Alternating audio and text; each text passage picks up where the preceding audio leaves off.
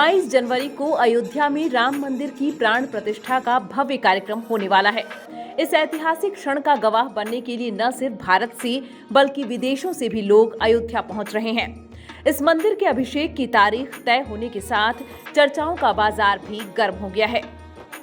कुछ लोग मंदिर की भव्यता को लेकर चर्चा कर रहे हैं, तो कुछ लोगों का मानना है कि मंदिर की स्थापना से अयोध्या का काफी आर्थिक विकास होगा।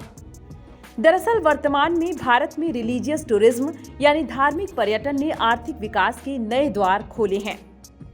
चलिए हम आपको सबसे पहले धार्मिक पर्यटन के विकास के पीछे की वजह बताते हैं। धर्म यह एक ऐसी चीज है जो सभ्यता के विकास के साथ ही किसी न किसी तरह मनुष्य के जीवन का हिस्सा बनती गई। भारत में तो धार्मिक पर्यटन की जड़ें प्राचीन काल से ही विद्यमान हैं। प्राचीन काल से ही यात्री आध्यात्मिक सांत्वना पाने के लिए कठिन यात्रा करते थे। इसके अलावा लगभग हर धर्म के व्यक्ति की इच्छा होती है कि जिंदगी में कम से कम एक बार अपने धर्म से संबंधित तीर्थ स्थान की यात्रा जरूर करें। अब भारत की बात करें तो इस देश में लगभग सभी धर्म के लोग रहते हैं और पुरानी सभ्यताओं वाला देश होने के कारण भारत में सभी धर्मों से संबंधित तीर्थ स्थान भी मौजूद हैं। अपनी विविध धार्मिक परंपराओं के कारण भारत दुनिया भर से लाखों तीर्थ यात्रियों और पर्यटकों को आकर्षित करता है। अजमेर शरीफ, सारनाथ, महाबोधि मंदिर, तिरुपति बालाजी, स्वर्ण मंदिर, वैष्णो देवी सहित भारत में ऐसे कितने तीर्थ स्थान हैं जहां साल भर पर्यटकों या श्रद्धालुओं का आना जाना बना रहता है। अब आपको बताते हैं कि आखिर क्या होता है धार्मिक पर्यटन और कौन लोग सबसे ज्यादा चर्चा करती हैं। धार्मिक पर्यटन कोई नया नाम या कॉन्सेप्ट नहीं है। लोग युगों युगों से धार्मिक स्थलों की यात्रा करते रहे हैं, लेकिन कुछ दशकों पहले तक यह यात्रा समाज के उच्चतम वर्ग के लोगों तक ही सीमित थी। लेकिन आज धार्मिक पर्यटन एक विशिष्ट बाजार है, जिसमें लोग धार्मिक स्थलों, तीर्थ स्थलों को देखने के लिए देश और विदेशों में यात्रा करते हैं। भारत में ज्यादातर मध्यम वर्गीय परिवार ऐसे हैं जो टूर पर जाने का खर्चा नहीं उठा पाते हैं। ऐसी स्थिति में वो ज्यादा से ज्यादा मंदिरों की यात्रा करते हैं, ताकि इस यात्रा के बहाने वह एक तीर्थ स्थल का दर्शन भी कर लें और वह क्षेत्र घूम भी सकें। अब आपको बताते हैं कि कैसे रिलीजियस टूरिज्म अर्थव्यवस्था को प्रभावित कर रहा है।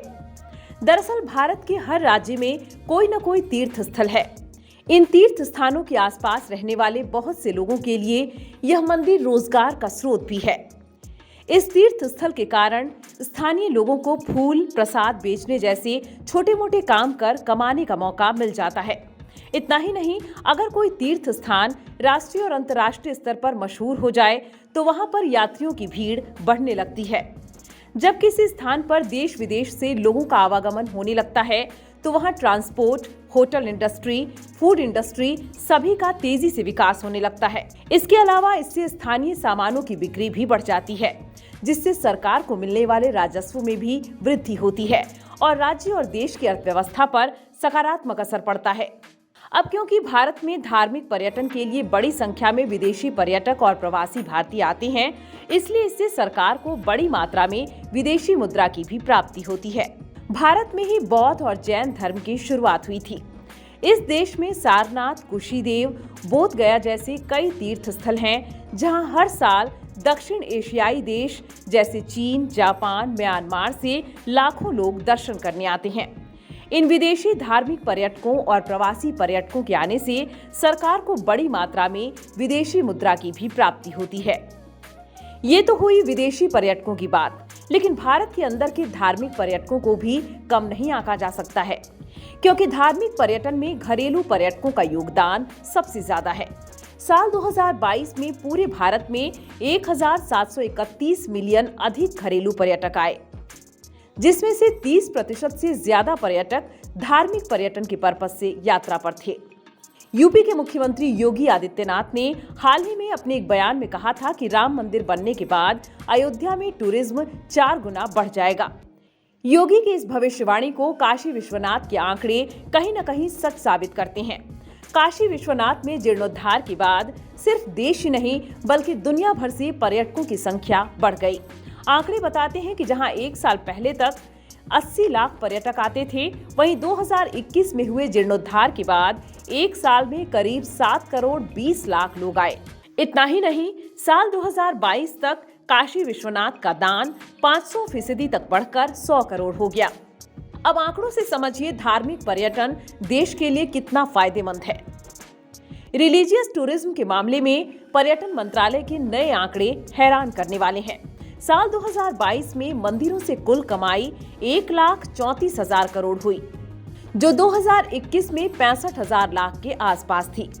इससे एक साल पहले यानी साल 2020 में 50,136 करोड़, 2019 में 2,11,661 करोड़ और 2018 में 1,94,881 करोड़ की कमाई हुई थी।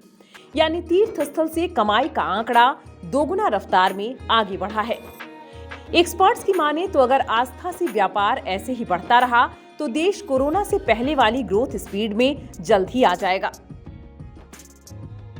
साल 2022 में उत्तराखंड के 4 धामों की यात्रा करने लगभग 40 लाख से भी ज्यादा श्रद्धालु पहुंचे थे, जबकि यही आंकड़ा साल 2019 में 32 लाख का था।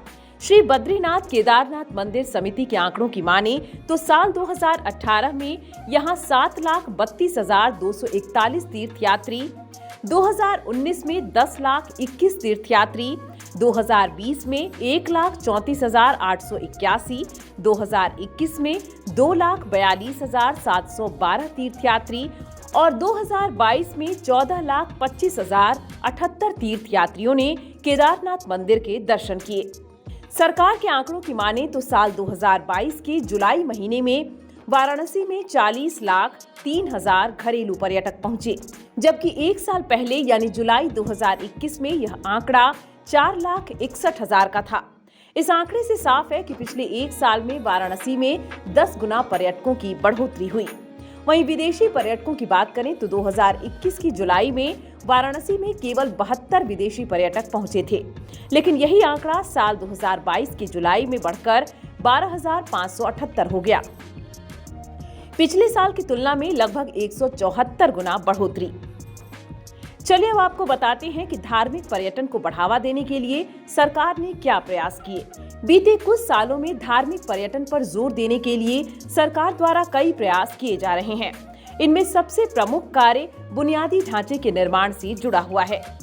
बीते कुछ सालों में सरकार ने तीर्थ स्थानों तक पहुंचने के लिए रोडवेज, सड़क और एयरपोर्ट का निर्माण किया है, ताकि वहां पहुंचने की इच्छा रखने वाले पर्यटकों को ज्यादा मुश्किलों का सामना न करना पड़े। इसके अलावा धार्मिक पर्यटन को बढ़ावा देने के लिए केंद्र और राज्य सरकार कई योजनाएं चला रही है, जैसे कि पर्यटन मंत्रालय द्वारा चलाई जा रही प्रसाद योजना। इस योजना के तहत सिलेक्टिव तीर्थ स्थानों में इंफ्रास्ट्रक्चर का निर्माण किया जा रहा है।